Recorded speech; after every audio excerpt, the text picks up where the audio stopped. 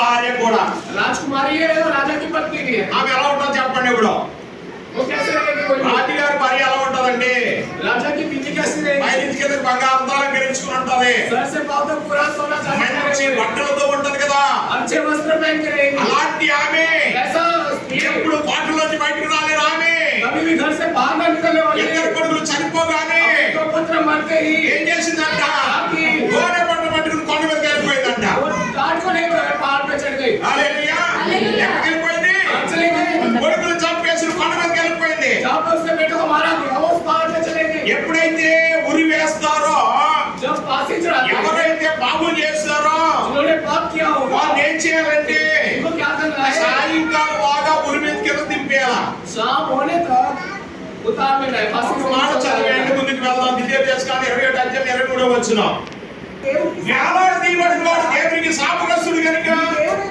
స్వాస్థ్యముగా నీకు ఇచ్చిన దేశములో ఆ. నీవు అపవిత్రపరచబడకుండానట్లు అగత్యముగా అగత్యముగా జనమును వారిని ఆ దినమున వారిని పాతి పెట్టవలెను. వింటున్నారా? ఎవరైతే ఉరి వేయబడ్డారో जो लोग फांसी पे टंगाए వాళ్ళు ఏం गए చేయాలంటే సాయంత్రం లాగా ఉరి నుంచి కింద దింపేసి వాళ్ళు ఏం చేయాలి పాతి పెట్టాలి. ఎందుకంటే వాడు సభ్యపబడిన వాడు కనుక और उसको शाम होती तक उसको नीचे उतार के काट देना है। కానీ ఇక్కడ ఏం జరిగింది? अभी लेकिन यहाँ पे क्या हुआ? రిస్పాండ్ తన కొడుకుల దగ్గర కాపలా కాల్సిందంట. रिस्पा अपने बेटों के पास ही उनका रखवाली करती है హల్లెలూయా. ఉరి నుంచి కింద దింపేసి और फांसी से नीचे उतार వాళ్ళు कर పడుకుని ఉంటే वो लोग जैसे ऐसे ఆ చచ్చిపోయిన శవాల దగ్గర अरे मैं लाश के पास గోలి పట్ట పరిచి वो टाट को बिछा कर రాత్రి పగలు కాపలా కాల్సిందంట. रात फिर उसकी रखवाली करने बैठ गया। ఎన్నాడు కాపలా కాల్సింది? तब तक సమాధి చేయలేదు, పాటి మీద రానివ్వలేదు, पक्षियों को उनके ऊपर జంతువుల దగ్గరికి రానివ్వలేదు. बगैर पशु और రాత్రి పగలు కాపలా కాల్సిందంట. रात दिन उनकी रखवाली ఎన్నాడు కాపలా కాల్సింది? कब तक करती रही? యవన కోత ఆరంభము మొదలుకొని భూమి మీద మరలా వర్షం పడే వరకు और कटनी के आरंभ से लेकर जब तक आकाश से उन पर बारिश लगी। హల్లెలూయా. కోత ఆరంభం మొదలు పెట్టింది कटनी का आरंभ हुआ అంటే కోత కాలంలో వాళ్ళు గురివేశారు. और फसल के कटनी का समय में उनका అప్పటి నుండి మరలా వర్షం పడే వరకు फिर उधर से लेकर जब तक बारिश नहीं गिरी। యవన కోత అనగా ఏప్రిల్ నెలలో జరుగుతుంది ఇది. और ये कटनी का आरंभ मतलब अप्रैल के महीने में। మరలా వర్షాలు ఎప్పుడు పడతాయి? ये बारिश कब गिरती है? మరలా 2-3 నెలలు కదండి. 2-3 महीने तक। హల్లెలూయా.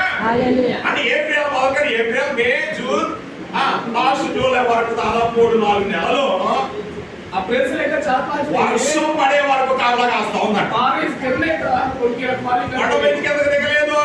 बाहर से नीचे नहीं उतरे। జాగ్రత్తగా చదవండి. ध्यान से पढ़िए। పక్షులు వాటి ఆ యొక్క సవాల్ మీద రానివ్వలేదు. बच्चों को स्नान के ऊपर హల్లెలూయా. 3-4 నెలలు కాపలా కాస్తా ఉంది. 3-4 महीने लगातार रखवाली करते। చచ్చిపోయిన శవం ఎలా ఉంటది? मरा हुआ लाश कैसे रहेगा? 24 గంటలు అవగానే 24 घंटे बाद వాసన మొదలవుతుంది. सड़ते सड़ते बदबू आएगा శరీరం ఉబ్బుకోవడం మొదలవుతుంది. और सड़ना शुरू हो जाएगा। పురుగులు పట్టడం మొదలవుతుంది. कीड़े लग जाएंगे। ఇవన్నీ చూస్తానే ఉన్న తల్లి. ये सब बैठ के देखिए और रोकना था। హల్లెలూయా. గురి వేయడం చూస్తుంది, फांसी लगाना देख रही है, చచ్చిపోవడం చూసింది, मरना देख रही है, ఎదురు దింపించి చూస్తుంది. मरना देख रही है। చివరికి అవి ఏమైపోయినాయి? अंत में क्या हुआ? ఏ ముగ్గులు అయిపోయినాయి అంటే ఎండిపోయి. और सड़ के सूखी हड्डियां बन गई। 13-14 వచనాలు చూడొచ్చు. ఎముకలు అయిపోయినాయి. और 13-14 वचन में वो पूरे सूखी हड्डी बन गई। హల్లెలూయా. అయినా సరే फिर भी అక్కడే కాపలా కాస్తా ఉంది. वही वो बैठी रही। దేవునికి స్తోత్రం. హల్లెలూయా. ప్రియ దేవుని బిడ్డలారా గమనించండి. प्रभु संतान ध्यान दीजिए। విశ్వ అనగా रिस्पा यानी వేడెక్కిన రాయి అని అర్థం. जला हुआ चट्टान। వేడెక్కిన రాయి, వేడిగా ఉండే రాయి అని అర్థం. गरम रहने वाला यानी जला हुआ पत्थर। ఒక తల్లి పిల్లల కొరకు చేస్తున్న పరిస్థితిని గమనించండి. एक माता अपने बेटों के लिए किया वो परिस्थिति देखिए। దేవుని బిడ్డలారా గమనించండి. ध्यान दीजिए। తన యొక్క భర్త చేసిన పాపం, उसके पति का क्या हुआ? తన భర్త చేసిన దుర్మార్గం, उनके पति का क्या हुआ? తన భర్త చేసిన అవిధేయత, उनके पति का क्या हुआ? తన భర్త భక్తిహీనత उनके पति का दुष्कृति కుటుంబం మీద పడింది, పిల్లల మీద పడింది, శాపంగా మారిపోయింది. उनके परिवार के ऊपर गिरा, बेटों के ऊपर गिरा, शाप में बदल गया। హల్లెలూయా. అయినా ప్రియ దేవుని బిడ్డలారా देवी के लोग के संतान రిస్పా నిలబడింది. इस बार खड़ी है। దేవుని సన్నిధిలోనంట और परमेश्वर के भवन ఆమె में ఏం చేస్తుందంట? పశ్చాత్తాపంతో ఉందంట. पश्चाताप कर रही है, కాపలా కాస్తా ఉందంట. रखवाली कर रही ఓ है, ఎంత వేదన చెందిందంట. रात की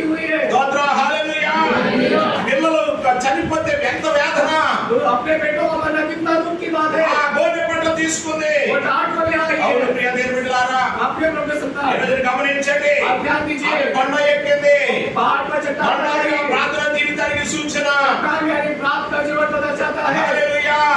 కొండ ఎక్కుటనగా ప్రార్థన జీవితం కలిగి ఉండటం అవసరం. पहाड़ या फिर चट्टान में चढ़ना मतलब प्रार्थना में యేసు चढ़ना है। ప్రభువారు కూడా మత్తయి సువార్త 14:23 వచనంలో, मत्ती 14:23 లూకా సువార్త 6:12 लूका 6:12 में ఆ లూకా సువార్త 9:28 వచనంలో लूका 9:28 में అనేక సార్లు రాయబడింది. एक बार ही लिखा गया है। యేసు ప్రభువారు కొండకు వెళ్లి ఒంటరిగా ఉండి ప్రార్థన చేయుచుండెను. यीशु मसीह पहाड़ पर जाके चट्टान पर जाके अकेले में प्रार्थना की। హల్లెలూయా. అవును ప్రియ దేవుని బిడ్డలారా, आपने प्रभु के కొండ संतान అనుభవం మనకు అవసరము. पहाड़ का अनुभव అనగా ప్రార్థన జీవితం మనకు అవసరము. प्रार्थना जीवन के ఎక్కడైనా దేవుని ఆరాధించే అనుభవం మనకు అవసరం. बहुचे परमेश्वर की प्रार्थना करने का अनुभव चाहिए। రెండు, दूसरा గోనె పట్టను తీసుకుని వెళ్ళండి. डांट को लेके गई है। గోనె పట్ట అనగా ఏంటి? डांट का పశ్చాత్తాపానికి సూచన, पश्चाताप को दर्शाता है। తగ్గింపుకు సూచన. नम्रता को బైబిల్ दर्शाता है। అనేక మంది గోనె పట్ట కట్టుకున్నారు. बाइबल में अनेक लोग काट पहने हैं। బైబిల్ ఏం కనుక నేను ముందుకు వెళ్ళిపోతున్నాను. समय नहीं से आगे बढ़ रहे हैं। ఆది కాండం 37:34 వచనంలో उत्पत्ति 37:34 में దా యాకోబు గోనె పట్ట కట్టుకొనెను. डांट पहना। అనేక దినములు అగలార్చెను. अनेक दिन दुख होगा। రెండవ సమయకాలం 3:37 వచనంలో और दूसरा समय 3:23 में 31 మే 31 में దావీదు గోనె పట్ట కట్టుకొనెను. दाऊद ने काट पहना। ఆ ప్రలాపించెను రాయబడింది. उन्होंने पश्चाताप करके दुख होगा। రెండవ రాజులు 6:30 వచనంలో दूसरा समय 6:30 में ఆ సొలొమోను ఏంటది అగలారుస్తూ గోనె పట్ట కట్టుకున్నాడంట. और सुलेमान दुख होकर काट पहन करके देखते हैं। హల్లెలూయా. యేసు ప్రభు వారు కూడా చెప్తారు. यीशु मसीह भी कहता है లూకా సువార్త 10:13 వచనంలో, लूका 10:10 అయ్యో కొరజీనా, అయ్యో బేత్సయిదా, और एक कोलोसी है बेत्सिदा మీ మధ్యన చేసిన అద్భుతాలు సీదోను పట్టణస్తులు చూస్తే और मैं बीच में किए हुए कार्य सब देखने पर भी వారు అనేకమైన అద్భుతాలు వారు చూచుదురు. वो अनेक अद्भुतता नहीं देख पाते। వారు పూర్వమే గోనె పట్టు కట్టుకుని वो तुरंत काट पहन कर బూడిదలో కూర్చుని మారుమనసు పొందుదురు అన్నాడు. और वो किचन में बैठ कर पश्चाताप करते। హల్లెలూయా.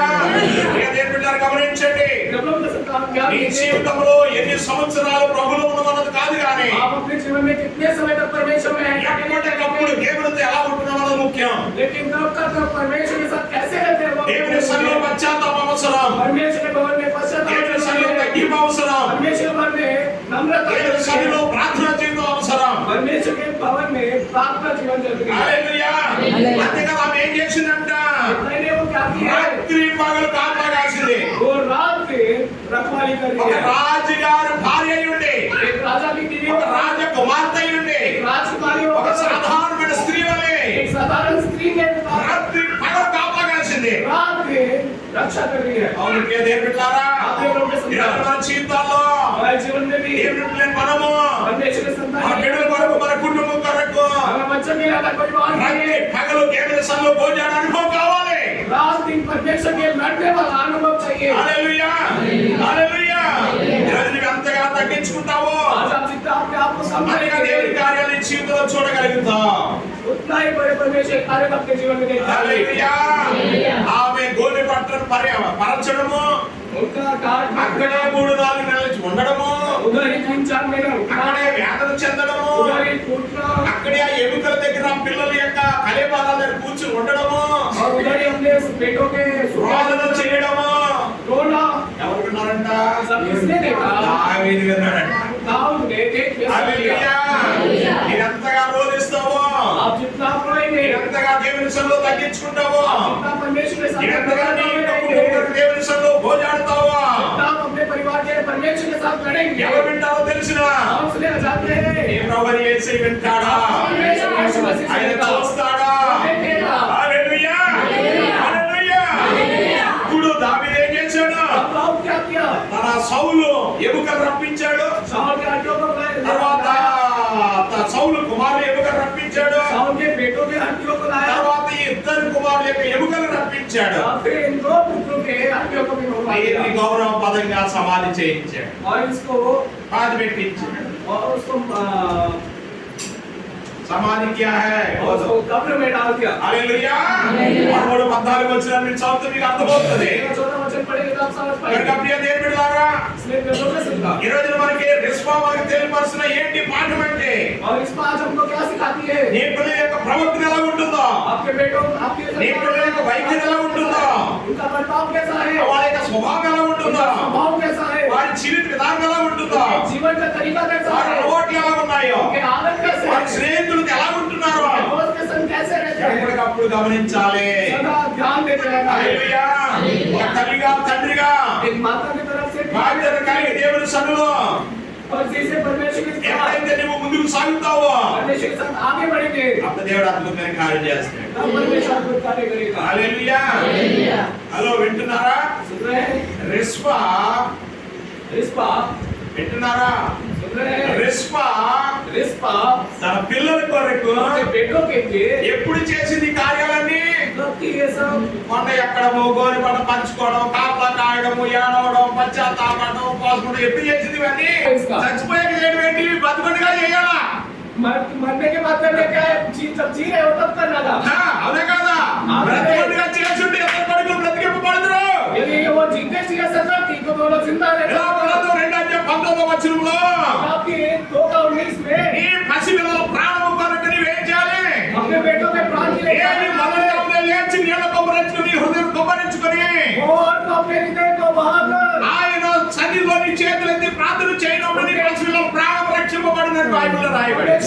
आप लोग प्रार्थना करने को अपने बेटों के जीवन को बचाई करके लिखा है। హల్లెలూయా. హల్లెలూయా. నేను బిడ్డలారా గమనించండి. संसार ఈరోజు మన సంసారంలో మన బిడ్డలు బాగుండాలన్నా, इस संसार में ఆడైనా మగమైనా, चाहे मां खेत को మన యొక్క దుఃఖ వేదన దూరం అవ్వాలన్నా, दुख संबंधी सब दूर होना है। మన ద్వారా మన పిల్లల వల్ల శాపం ఈ యొక్క భూమి మీదకి మన కుటుంబం మీదకి రాకుండా ఉండాలి అన్న हमारे द्वारा इस संसार हमारे परिवार में श्राप ना गिरे, इसीलिए ఏం చేయాలి? क्या करना है? యేసు ప్రభువు కూడా అదే చెప్పాడు, అమలాత్మ నిమిత్తం ఆడొకటి మీకు నిమిత్తం మీ పిల్లల నిమిత్తమా ఏడబడి అన్నాడు ఆయన.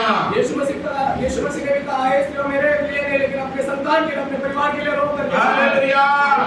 కనుక జరిగిపోయిన తర్వాత ఆడడం లాభం ఉండదు.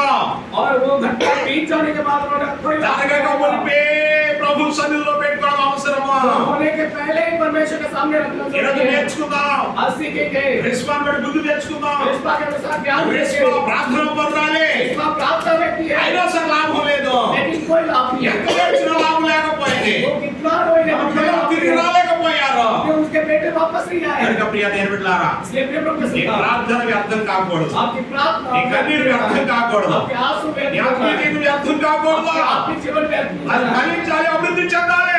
और आगे बढ़ना है అది సమయం ఉండగానే చదువుకోవాలి. और समय रहते उसको सजा लेना है। హల్లెలూయా. హల్లెలూయా. నేర్చుకుందాం. ఒక తల్లిగా ఒక తండ్రిగా एक माता के अनुसार पिता బాధ్యత కలిగిన వారమే वंश के साथ సమయం ఉన్నప్పుడే समय होते ही మన ఇంటిని చక్కబెట్టుకుందాం. अपने घर को అటువంటి सजाएंगे। మనసు మనందరికీ ప్రభువు అనుగ్రహించును గాక. ऐसा मन हम सभी को परमेश्वर दया करे। ఆమేన్. కళ్ళమడి ప్రార్థన చేద్దాం. आगे हम करें प्रार्थना। అందరూ కళ్ళు మూసుకుని ప్రార్థన చేసుకుందాం. प्रार्थना करिए। మన మధ్య ఉన్న ఆశీర్వాదం గారు ప్రార్థన చేస్తారు.